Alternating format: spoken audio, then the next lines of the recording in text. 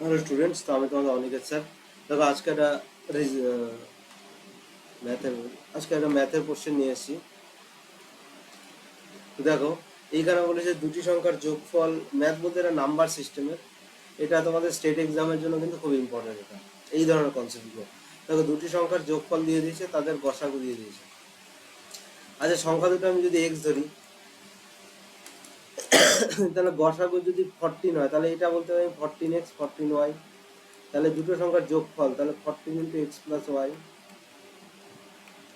সমান সমান কি হতে হবে?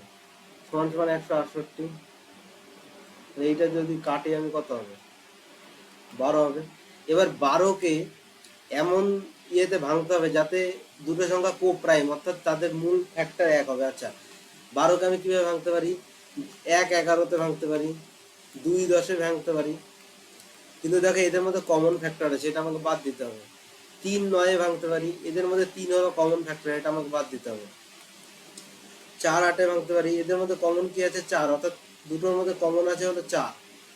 5 7-এ ভাঙতে পারি, এদের মধ্যে কিন্তু কেউ কমন নেই, তাহলে এইটা আমি নিতে পারি, এইটাও নিতে পারি। আচ্ছা, 6 আর 6, এইটা আমরা করতে পারি। সুতরাং এই দুটো পেয়ারের কিন্তু নাম্বার হবে, তাহলে কটা নাম্বার হবে? দুটো নাম্বার আমাদের হবে।